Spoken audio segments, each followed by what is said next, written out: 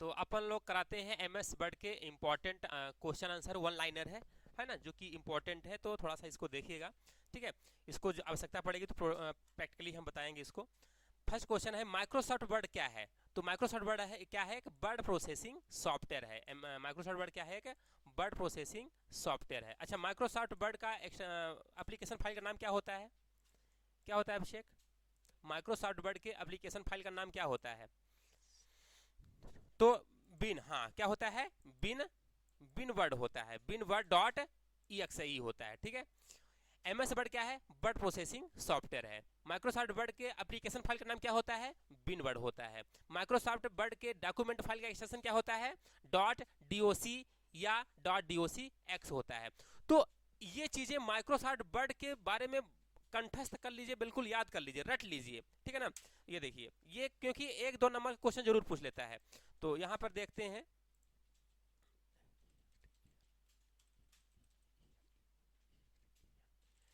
Okay, हाँ extension name बहुत सारे मिल जाएंगे आपको यहाँ पे। ओके, एक्सेल का है ये वर्ड का है। ठीक है,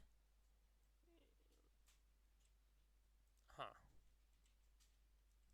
देखिए, माइक्रोसॉफ्ट वर्ड के डॉक्यूमेंट का एक्सटेंशन क्या होता है, .docx होता है। डॉक्यूमेंट फाइल का डिफॉल्ट रूप से कैसे बनती है फाइल, .docx बनता है।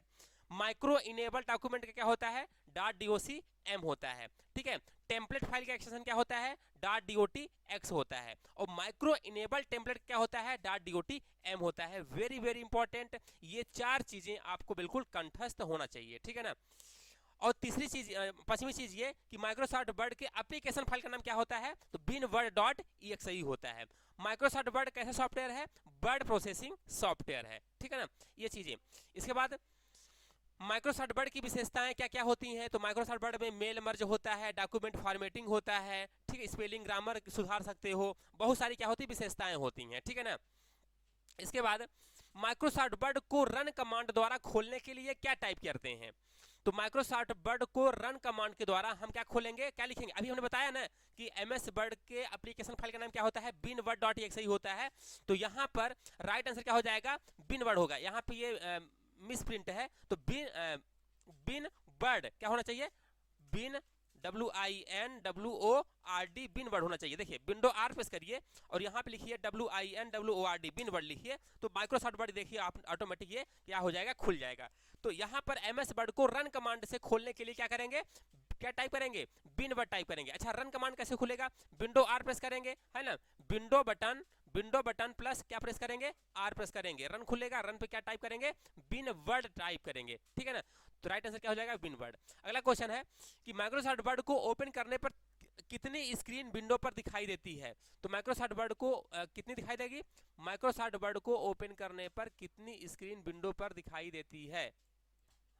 हाँ देखिए, अगर आप एमएस वर्ड ओपन किए हैं, ठीक है ना, ये विंडो, चलिए विंडो आर करके एमएस वर्ड खोलते हैं, ठीक है ना, ये एमएस वर्ड खुला है ना, कुछ यहाँ पे लिख दो। चलो इसको बंद करते हैं। बंद कैसे करेंगे, बंद कैसे करेंगे, कंट्रोल प्लस W से बंद करो आप इसको, डोंट सेव करो। ये देखो ये बंद हो गया, फ्रंट वाला बंद हो गया, ये सेकंड वाला बचा हुआ है। अगर कंट्रोल N करोगे तो वो वाला आ जाएगा, यानी कि दो विंडो है, एक वर्किंग एरिया वाला और एक जो है, तो ये इसमें वर्क नहीं होगा, इसमें कुछ नहीं होगा। हाँ हाँ हाँ, तो अगर हम यहाँ पे कंट्रोल W करेंगे तो ये देखो हट गया, है ना, दो विंडो दिखाई दे रहा है। तो यहाँ पर इस क्वेश्चन के अनुसार क्या हो जाएगा राइट आंसर, कि दो विंडो दिखाई देगा, एक वर्किंग एरिया वाला और एक विदाउट वर्किंग एरिया वाला। ठीक है ना। तो आप चाहो तो एक नया ले लो। हाँ हाँ, एक्सेल में भी ऐसा होता है, देखो एक्सेल में भी ऐसा होता है। एक्सेल में जाओ, ये एक्सेल में जाओ, यहाँ पे गए, ये यहाँ पर जा करके F10 प्रेस करना, F10 F10 F10 enter, enter, okay. हाँ, तो देखिए यहाँ पर देखिए हमारे पास कितनी सीट है, ये सीट गए, यहाँ पर हम क्या कर दिए, डिलीट कर दिए, यहाँ पे गए डिलीट कर दिए, यहाँ पर गए डिलीट कर दिए, ये डिलीट कर दिए। तो यानी कि अगर आपको वर्क करना है तो कम से कम एक सीट चाहिए एक्सेल में, है ना। इसको भी अगर हम हटा देते हैं तो एक तो बचेगा ही। तो काम करने के लिए तो पूरा एप्लीकेशन नहीं बंद हुआ है, ये बता रहा है कि ये पूरा सॉफ्टवेयर नहीं बंद हुआ है। अगर आपने फाइल बस बंद किया है तो फाइल ओपन करने के लिए क्या होती है, शॉर्टकट की कंट्रोल प्लस N कर दो, फिर से खुल जाएगी। ठीक है ना, किसमें, हाँ तो बाई एक्सेल में डिफॉल्ट रूप से 3 सीट सेट आती हैं, डिफॉल्ट रूप से 3 ही सीट आती हैं। तो फिलहाल यहाँ पे बर्ड की बात हो रही है, तो बर्ड स्क्रीन पर 2 स्क्रीन यहाँ पर रहेंगी। नहीं, एक्सेल में भी 2 रहते, लेकिन अगर पूछता कि एक्सेल में डिफॉल्ट रूप से कितने सीट होते हैं, तो सीट की बात होती तो यहाँ पे 3 हो जाता, ठीक है ना। इसके बाद माइक्रोसॉफ्ट वर्ड में बनाई गई फाइल को किस नाम से जाना जाता है? तो माइक्रोसॉफ्ट वर्ड में बनाई गई फाइल को किस नाम से जाना जाता है? डॉक्यूमेंट नाम से जाना जाता है। और माइक्रोसॉफ्ट वर्ड में डॉक्यूमेंट का एक्सटेंशन क्या होता है? .doc या docx होता है। अगर यही क्वेश्चन एक्सेल का पूछता कि माइक्रोसॉफ्ट बनाई गई फाइल को किस नाम से जाना जाता है, एक्सेल में अगर पूछता तो क्या हो जाता? Work book. माइक्रो जिस तरह से MS वर्ड की फाइल को हम डॉक्यूमेंट फाइल कहते हैं, तो अगर आप एक्सेल से आपसे क्वेश्चन करता है कि MS एक्सेल की फाइल को क्या कहते हैं, तो MS एक्सेल की फाइल क्या हो जाता? वर्क बुक हो जाता। अभी तो एक्सेल स्टार्ट करेंगे, बताएंगे, उसको प्रॉपर बताएंगे, ठीक है। तो फिलहाल इस क्वेश्चन के अकॉर्डिंग राइट आंसर हो जाएगा डॉक्यूमेंट हो जाएगा। अच्छा, पेज सेटअप की सहायता से आप क्या क्या कर सकते हो? तो पेज सेटअप की सहायता से आप पेज का ओरिएंटेशन चेंज कर सकते हो। पोर्ट्रेट में करना है कि लैंडस्केप में करना है ना। पेज मार्जिन सेट कर सकते हो, लेफ्ट राइट टॉप बॉटम, ठीक है, ये सभी चीजें आप कर सकते हो, ठीक है। इसके बाद अगला क्वेश्चन है कि कार्य क्षेत्र को मापने के लिए किस बार का उपयोग किया जाता है? कार्य क्षेत्र को मापने के लिए हम टास्क बार का यूज करते हैं। ये टास्क बार क्या होता है? ये नीचे वाली पट्टी क्या होती है? आपकी टास्क बार होती है, जहां पे बताता है कि आपका कौन सा सॉफ्टवेयर खुला हुआ है, कौन सा किस पे काम चल रहा है, ठीक है ना। ये क्या कहलाता है? आपका टास्क बार नीचे वाली पट्टी कहलाती है, ठीक है ना। इसके बाद माइक्रोसॉफ्ट वर्ड 2007 में फाइल को खोलने, सेव एवं बंद करने से संबंधित कमांड कहाँ होती है? ऑफिस बटन पे होती है। अच्छा, ऑफिस बटन होती कहाँ है? तो अगर ये हम 2007 यूज कर रहे हैं, तो आप अगर 10 यूज कर रहे हैं, अगर आप 7 यूज कर रहे होते तो यहाँ पे ग्लोब जैसा एक बटन दिखाई देता है, गोल गोल, तो वो क्या होती है? ऑफिस बटन होती है। तो फिलहाल यहाँ पे कौन सी मेनू है? फाइल मेनू है, तो यहाँ पे सेव एज दिखाई देता है। तो 2000 अगर आप 7 यूज कर रहे होते हैं तो क्या होता है? यहाँ पे ग्लोब जैसा गोल गोल आइकन दिखाई देता है, वो उसको कहते हैं ऑफिस बटन। उस पर क्लिक करते सेव एज, जिस तरह से फाइल में दिखाई दे रहा है ना। हाँ, ये 2010 वर्जन है, ठीक है ना। तो यहाँ पर कहाँ पे दिखाई देता है? सेव एज वाला ऑप्शन कहाँ दिखाई देता है? ऑफिस बटन पे दिखाई देता है। और 2007, हाँ, यहाँ पे क्या हो जाता है? अगर क्वेश्चन पूछता कि MS वर्ड 2010 में फाइल खोलने के लिए, सेव करने के लिए, बंद करने के लिए संबंधित कमांड किस मेनू में होते हैं, तो कहाँ होता है? आंसर क्या हो जाता? फाइल मेनू हो जाता। राइट आंसर क्या हो जाता? File menu. तो यहाँ पर इस क्वेश्चन के according right answer office button हो जाएगा, ठीक है ना। हाँ, ये जो ऑपरेटिंग सिस्टम यूज कर रहे हैं, ये ऑपरेटिंग सिस्टम 7 है। वर्तमान में ऑपरेटिंग सिस्टम कौन सा चल रहा है? विंडोज 11 भी मार्केट में आ चुका है, ठीक है ना। तो यहाँ पर किस कमांड द्वारा डॉक्यूमेंट को प्रिंट करने से पूर्व देख सकते हैं? तो हमने क्या बताया था? Print preview. डॉक्यूमेंट को प्रिंट करने से पहले हमने क्या बताया था? क्या लेते हैं? प्रिंट प्रीव्यू देखते हैं। तो अब प्रिंट प्रीव्यू के लिए हमने कुछ शॉर्टकट की भी, इंपॉर्टेंट कुछ शॉर्टकट की भी बताए थे। जैसे हमारा कुछ मान लो डॉक्यूमेंट लिखा है, तो प्रिंट आउट लेने से पहले हम इसका क्या करना चाहते हैं? प्रिंट प्रीव्यू देखना चाहते हैं भाई, किस तरह से प्रिंट आउट आएगा, कैसा प्रिंट आउट हमें शो करेगा। तो प्रिंट प्रीव्यू, तो प्रिंट प्रीव्यू के लिए क्या होता है शॉर्टकट की? कंट्रोल प्लस, हाँ, कंट्रोल प्लस F2 करोगे तो इस तरह से प्रिंट प्रीव्यू आपको दिखाई देगा। स्कैप कर दो, हट जाएगा। दूसरा शॉर्टकट की बताया था प्रिंट प्रीव्यू के लिए, क्या बताया था? अल्ट प्लस कंट्रोल प्लस आई, अल्ट प्लस कंट्रोल प्लस आई, वेरी इंपॉर्टेंट, आपको याद रखना चाहिए, ठीक है। तो यहाँ पर देखिए प्रिंट प्रीव्यू कहाँ पे होता है आपका? यहाँ पर फाइल पे जाओगे और फाइल पे जा करके आप यहाँ पे प्रिंट प्रीव्यू देख सकते हो 2007 में। फिलहाल आप यहाँ पे जाके सीधे प्रिंट मार सकते हो, ठीक है ना। यहाँ पर प्रिंट प्रीव्यू के लिए शॉर्टकट कौन सी होती हैं? कंट्रोल प्लस F2 होती है, ठीक है, फंक्शन की F2। दूसरी शॉर्टकट की हमने क्या बताया? अल्ट प्लस कंट्रोल प्लस और आई भी इसके लिए शॉर्टकट की होती है, ठीक है। चलिए अगला क्वेश्चन है कि सेलेक्टेड लाइन को बोल्ड करने के लिए क्या होती है शॉर्टकट की? बोल्ड, यानी कि ये लिखा हुआ है, इसको बोल्ड करना है तो क्या होगा शॉर्टकट इसके लिए? कंट्रोल प्लस सी बोल्ड, कंट्रोल प्लस आई से इटैलिक, कंट्रोल प्लस यू से अंडरलाइन हो जाएगा, ठीक है ना। अगला क्वेश्चन है, हाँ, सेलेक्टेड लाइन को अंडरलाइन करने के लिए क्या होती है? कंट्रोल प्लस यू, बता ही दिया है, ये बन जाएगा। बहुत बेसिक चीजें हैं ये तो, ठीक है। सेलेक्टेड लाइन को क्या करना है, अंडरलाइन, कंट्रोल प्लस यू करेंगे तो अंडरलाइन। अच्छा हमने एक चीज और बताया था कि सेलेक्टेड लाइन को डबल अंडरलाइन करने के लिए क्या होती है शॉर्टकट की, क्या होती है, डबल अंडरलाइन, डबल, हाँ डबल अंडरलाइन।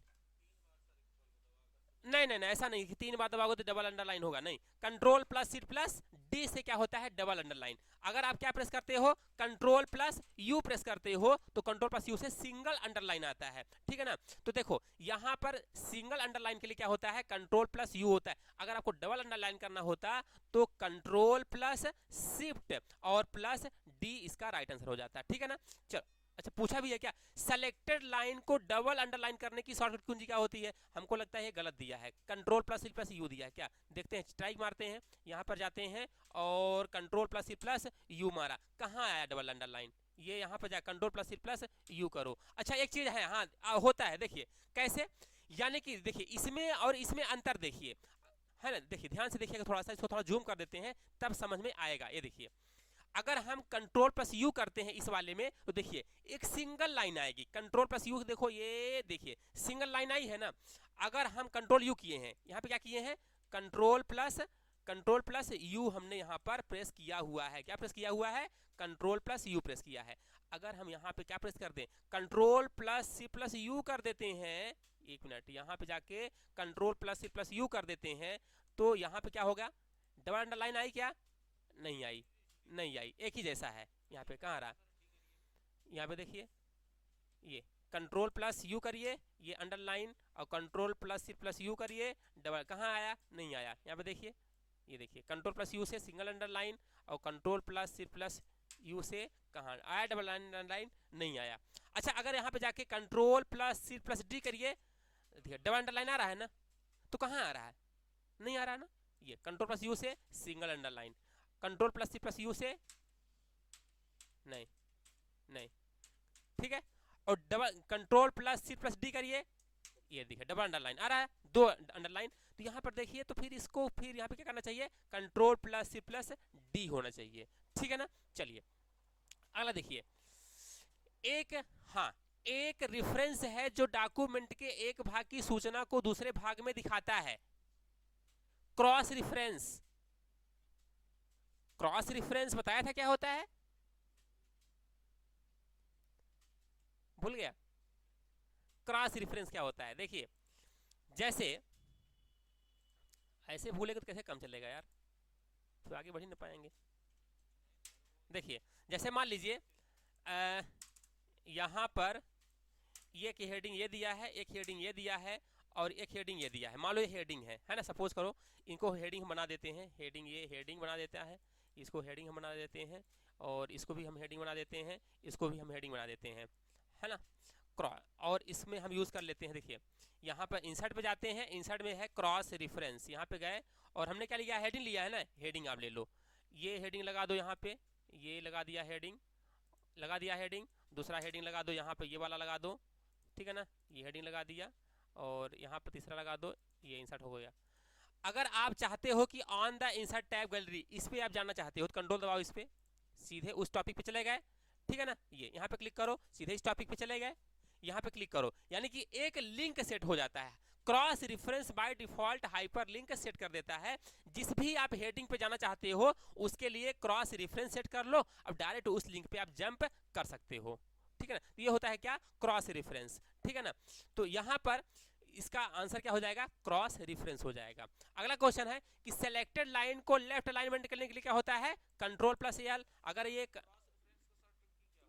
नहीं, क्रॉस रेफरेंस के लिए नहीं है बल्कि लिंक है ये, और लिंक के लिए हाइपर लिंक के लिए कंट्रोल प्लस के होता है शॉर्टकट की, और बुक मार्क के लिए होता है कंट्रोल प्लस F5 होता है शॉर्टकट की, और क्रॉस रेफरेंस के लिए यहाँ पे क्या है, नहीं दिया है, अल्ट प्लस एन प्लस और एफ आर, ठीक है ना, यहाँ पे करेंगे, लेकिन फिलहाल यहाँ पर डायरेक्ट नहीं दिया है, अल्ट के साथ दिया है।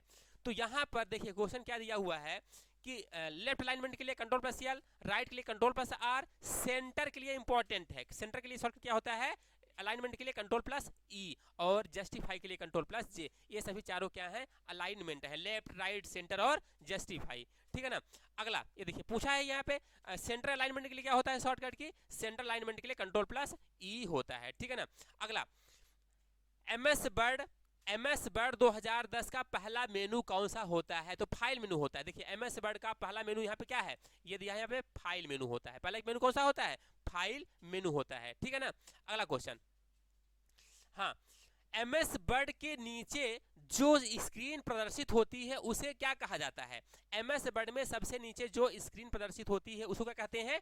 स्टेटस बार कहते हैं। स्टेटस बार कहाँ पे होता है भाई? स्टेटस बार आपका यहाँ पे देखिए, ये आपका है स्टेटस बार। यहाँ पर ये देखिए, ये वाली पट्टी दिखाई दे रहा है, कितने पेज हैं, कितने कॉलम नंबर हैं, कितने लाइन है, सब यहाँ पर आपको दिखाई देता है। कहाँ पे? Status bar. तो स्टेटस बार और टास्क बार में अंतर है। Task bar Windows operating system में होता है, जबकि स्टेटस बार हर सॉफ्टवेयर में लगभग होता है, ठीक है ना। यहाँ पे जैसे कि स्टेटस बार इससे कौन सा है, ये वाली पट्टी क्या कहलाएगी? स्टेटस बार, ठीक है ना। तो यहाँ पर इस क्वेश्चन के अकॉर्डिंग राइट क्या हो जाएगा? स्टेटस बार हो जाएगा। अच्छा, एमएस वर्ड के सबसे ऊपर दिखाई देने वाले बार को क्या कहते हैं? Title bar. यानी कि ये सबसे ऊपर वाली पट्टी आपको दिखाई दे रही है, ये जहां लिखा डॉक्यूमेंट 4 लिखा है, ये सबसे ऊपर वाली पट्टी, इसको हम क्या कहते हैं? इसको कहते हैं क्या? टाइटल बार, यानी कि शीर्षक पट्टिका कहते हैं, ठीक है ना। अगला क्वेश्चन है कि फुट नोट और इंड नोट का उपयोग डॉट डॉट के लिए किया जाता है। किसके लिए करते हैं? रेफरेंस के लिए। इंड नोट फुट नोट हुआ था क्या? बता दिया था। इन नोट फुट नोट अभी जो नया बैच है उनके लिए नहीं बताया था, लेकिन आप लोगों के लिए हो गया था, वर्ड कंप्लीट हो गया है। In note foot note short की क्या होता है पूरा बताया था उसको, ठीक है। तो ये क्या होते हैं? रेफरेंसेस होते हैं, ठीक है ना। तो रेफरेंसेस के अंतर्गत आपको ये मिलेगा भी यहाँ पर। ये देखिए, ये आपका रेफरेंसेस है, इन नोट फुट नोट। अच्छा, ये होता क्या इन नोट फुट नोट? जैसे मान लो कि आप संस्कृत का बुक पढ़ते हो, जो चैप्टर फर्स्ट लेसन का रहता है, तो जो शब्दार्थ होते हैं उसी पेज के नीचे दिए रहते हैं, उसी पेज में। और कभी कभी आप इंग्लिश बुक में देखते होंगे तो लेसन के लास्ट में, यानी कि पेज के लास्ट में, पन्ने में, लास्ट पेज में जितने भी कॉम्प्लिकेटेड शब्द होते हैं, कठिन शब्द होते हैं, उनका शब्द का अर्थ दिया रहता है, देखे हैं, ठीक है। तो जो डॉक्यूमेंट के पेज के लास्ट में होता है उसको हम कहते हैं इंड नोट, और जो उसी पेज पे दिए रहते हैं, नीचे दिए रहते हैं फुटर पे, उसको क्या बोलते हैं? फुट नोट कहते हैं, ठीक है ना। तो यहाँ पर ये क्या होते हैं? सभी रेफरेंसेस हैं। इंड नोट और फुट नोट क्या है? सभी रेफरेंसेस हैं। फॉर एग्जांपल, मैं एग्जांपल देता हूं, जैसे गैलरी मतलब क्या होता है? गैलरी मतलब क्या होता है? ऑडियो, वीडियो, इमेज वीडियो वगैरह क्या होती है? गैलरी कहलाती है। तो कोई अगर मान लो बुक पढ़ रहा है, नोट्स पढ़ रहा है, उसको समझ नहीं आ रहा कि भाई गैलरी का मतलब होता क्या है, तो इसी को हम इसी पेज के नीचे समझा दें, गैलरी मतलब ये होता है, तो क्या कहलाएगा? वो फुट नोट कहलाएगा। कैसे? इसको हम कर लेते हैं सेलेक्ट, और सेलेक्ट करने के बाद ये हम लगाते हैं फुट नोट। फुट नोट के लिए शॉर्टकट क्या होती है? Alt plus control plus F होती है। क्या होती है? Alt plus control plus F होती है। तो यहाँ पे क्लिक कर दो और फुट नोट का मतलब समझा दो, यानी कि यहाँ पे किसका मतलब समझा दो? गैलरी का मतलब। गैलरी का मतलब होता है कि इमेजेस होता है और वीडियो मतलब होता है ना, ये समझा दो आप उसको, ये समझा दो।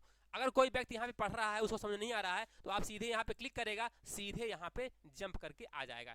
तो यानी कि जो फुट नोट होता है उसी पेज के नीचे होता है, लेकिन इंड नोट डॉक्यूमेंट के सबसे लास्ट में होता है, चाहे 100 पेज हो चाहे 200 पेज हो, सबसे लास्ट वाले पन्ने में होगा, ठीक है ना। अगर जैसे मान लो इसका मतलब समझाते हो कि आप इसका मतलब क्या होता है, suppose table, what is table, सामने वाले को टेबल का मतलब समझ नहीं आ रहा, उसको आप इन नोट के माध्यम से समझाना चाहते हो, तो आप इसको सेलेक्ट करो और इन नोट पे क्लिक करो। इन नोट के लिए क्या होती है शॉर्टकट की? Alt plus control plus D for end, है ना। तो alt plus control plus D से इन नोट बन जाएगा। कैसे? यहाँ पे क्लिक करो, यानी कि यहाँ पर table is collection of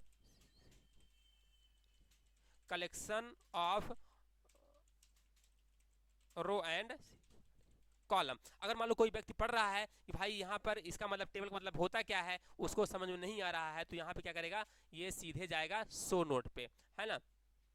in note करो यहाँ पे, ये देखो आ गया सीधे यहाँ पर। तो इन नोट और फुट नोट रेफरेंसेस होते हैं। तो यहाँ पर देखिए इस क्वेश्चन के अनुसार क्या हो जाएगा? राइट आंसर रेफरेंसेस हो जाएगा। अगला क्वेश्चन क्या है कि डॉट डॉट ग्राफिक्स अपनी सूचना और विचार का दृश्य प्रेजेंटेशन है। ये भी बताया था कि स्मार्ट आर्ट क्या है? स्मार्ट आर्ट यहाँ होता है, ये देखिए इंसर्ट टैब में ये है स्मार्ट आर्ट। किसी भी इंफॉर्मेशन को विजुअली कम्युनिकेट करवाने के लिए हम स्मार्ट आर्ट का यूज करते हैं। स्मार्ट आर्ट यानी कि जैसे फॉर एग्जांपल आप यहां पर बनाना चाहते हो, सपोज यहां पर आप डिफाइन करना चाहते हो स्मार्ट आर्ट की मदद से क्या डिफाइन करना चाहते हो? सपोज यहाँ पर आप बताना चाहते हो कि कंप्यूटर में कौन कौन से पार्ट होते हैं, तो आपने यहाँ लिख दिया parts of computer, parts of computer, है ना, ये आपने डिस्क्राइब किया। और यहाँ बताना चाहे ये नहीं रहेगा, इसको हटा दो आप, और यहाँ भी हटा दो। कंप्यूटर में दो पार्ट होते हैं, पहला हार्डवेयर और दूसरा सॉफ्टवेयर, है ना, ये बताना चाहा। यानी कि एक इंफॉर्मेशन थी, किसी भी चीज का क्लासिफिकेशन विजुअली तरीके से करना क्या कहलाता है? स्मार्ट आर्ट कहलाता है। किसी भी चीज को क्लासिफाइड करने के लिए, वर्गीकरण करने के लिए हम यूज करते हैं क्या? स्मार्ट आर्ट का यूज करते हैं। तो यहाँ पर वही क्वेश्चन दिया है यहाँ पर क्या, ग्राफिक आपकी सूचना और विचार का दृश्य प्रेजेंटेशन है, उसको क्या कहेंगे? स्मार्ट आर्ट कहेंगे, ठीक है ना। इस क्वेश्चन के अकॉर्डिंग राइट क्या हो जाएगा? स्मार्ट आर्ट हो जाएगा। अगला क्वेश्चन है, हाँ, सेलेक्टेड लाइन को राइट करने के लिए क्या होता है? कंट्रोल प्लस आर, लेफ्ट के लिए कंट्रोल प्लस एल, जस्टिफाई के लिए कंट्रोल प्लस जे, सेंटर के लिए कंट्रोल प्लस ई होता है, ठीक है। अगला जस्टिफाई के लिए कंट्रोल प्लस जे। अगला गो टू कमांड की सहायता से डॉक्यूमेंट में डॉट डॉट को दिए गए स्थान पर भेजा जा सकता है। यानी कि गो टू कमांड की सहायता से डॉक्यूमेंट में कर्सर को दिए गए स्थान पर पहुंचा जा सकता है। कर्सर क्या होता है? देखिए, यानी कि जैसे मान लीजिए हम नोट पैड यूज कर रहे हैं, मान लो क्या यूज कर रहे हैं? हम नोट पैड यूज कर रहे हैं। हमारा जो कर्सर है, देखिए ध्यान से, कहाँ पे है? ये थोड़ा सा फोन साइज बड़ा कर लेते हैं। ये देखिए, ये हमारा कर्सर लाइन नंबर 1 पे है। लाइन नंबर 1 2 3 4 नंबर पे पहुंच गया अपना कर्सर। ये हम जाना चाहते हैं लाइन नंबर 1 पे, तो आप यहाँ पे क्या करो? गो टू के लिए क्या होती है शॉर्टकट की? कंट्रोल प्लस जी करिए। ये देखिए, अब आप डाल दीजिए लाइन नंबर 1, तो आपका कर्सर सीधे गो टू करिए, सीधे कर्सर लाइन नंबर 1 पे पहुंच जाएगा। कौन पहुंच जाता है? कर्सर। ये आपका इंसर्शन पॉइंट या कर्सर पहुंच जाता है। तो यहाँ पे देखिए, गो टू कमांड की सहायता से डॉक्यूमेंट में कर्सर को दिए गए स्थान पर भेजा जा सकता है। जहाँ जिस लाइन नंबर पे, जिस पेज नंबर पे आप चाहते हो, उसको आप वहां पे पहुंचा सकते हो कर्सर को, ठीक है ना। हाँ, इसके बाद अगला क्वेश्चन है कि डॉट डॉट एक विषय सूची है जो डॉक्यूमेंट में अपने संबंधित रेफरेंस पेज के साथ उपस्थित होता है। टेबल ऑफ कंटेंट, अभी बताया हमने इसको टेबल ऑफ कंटेंट, तो राइट आंसर क्या हो जाएगा? टेबल ऑफ कंटेंट हो जाएगा। इसके बाद अगला क्या है कि अंतिम कमांड को प्रभाव को नष्ट करने की कौन सी कमांड होती है? अनडू कमांड होती है, ठीक है ना। किसी भी कमांड की सहायता, किस कमांड की सहायता से पूरे डॉक्यूमेंट को हम एक साथ सेलेक्ट कर सकते हैं? तो किसके द्वारा कर सकते हैं?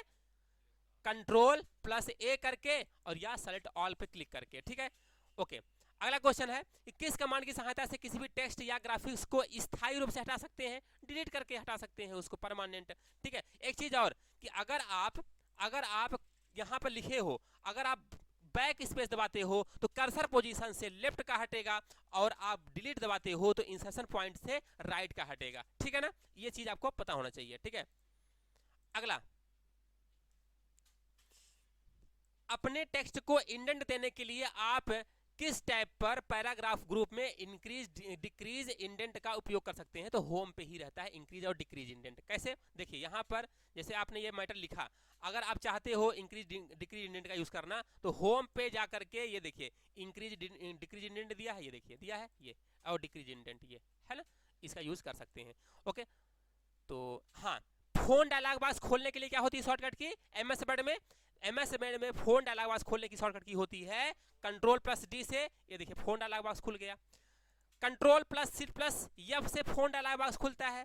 Control plus shift plus P से भी फोन डायलॉग बॉक्स खुलता है। हमने तीनों बताया था, ठीक है, ये चीजें। तो ये एमएस वर्ड का कुछ इंपॉर्टेंट क्वेश्चन है, और क्वेश्चन तो बहुत सारे हैं, लेकिन हम करवाएंगे इसको नेक्स्ट प्रैक्टिस सेट नंबर 2 पे करवाएंगे, ठीक है ना, ओके। तो चलिए, तब से आप कर लीजिए, टाइपिंग कर लीजिए, ओके।